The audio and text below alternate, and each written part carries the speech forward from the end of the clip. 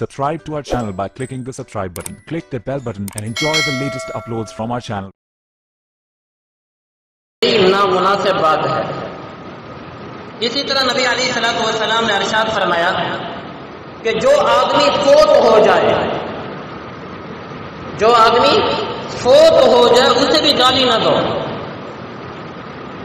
बल्कि नबी अलैहिस्सलाम ने फरमाया उसका अच्छाई के साथ तज़किरा किया करो। अगर उसके अंदर बुराइयां भी थीं तब भी उसका अच्छाई के साथ तज़किरा करो।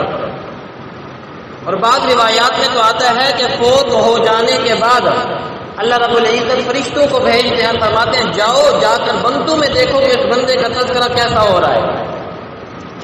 अगर लोग उसका तज़किरा अच्छाई के साथ करते हैं तो अल्लाह फरमाते हैं ये मखलूक के लिए अच्छा था, तो मैं भी आज इसके साथ अच्छाई वाला मामला करूँगा। और अगर मखलूक के लिए बुरा था तो अल्लाह फरमाते हैं कि इसका तज़किरा बंदों में बुरा है, लिहाजा मैं भी इसके साथ वैसा ही मामला करूँगा। इसीलिए नबी अलैहिस्सलाम ने इरशाद फरमाया कि अपने फोत होने वाले लोगों को भी गालियां मत दिया करो, बुरा भला न कहा करो। और एक और चीज नबी अलैहिस्सलाम ने इरशाद फरमाया कि अपने माँ बाप को भी गाली ना दो। क्या फरमाया? अपने माँ बाप को भी गाली न दो। सहाबा ने पूछा या रसूल अल्लाह सल्लल्लाहु अलैहि वसल्लम, कोई शख्स अपने माँ बाप को कैसे गाली दे सकता है?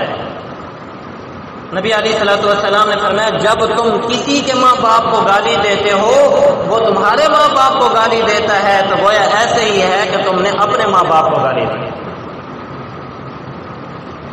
आज हम लोगों के माँ बाप एक कर देते हैं, तो बताइए जब हम किसी के माँ बाप को गाली दे रहे हैं तो दर हकीकत अपने माँ बाप को गाली दे रहे हैं। इसीलिए नबी अलैहिस्सलाम ने फरमाया कि अपने माँ बाप को गाली न दो। और अजीब बात बतलाऊं, इससे बढ़कर नबी अलैहिस्सलाम ने इरशाद फरमाया शैतान को भी गाली न दो। क्या फरमाया?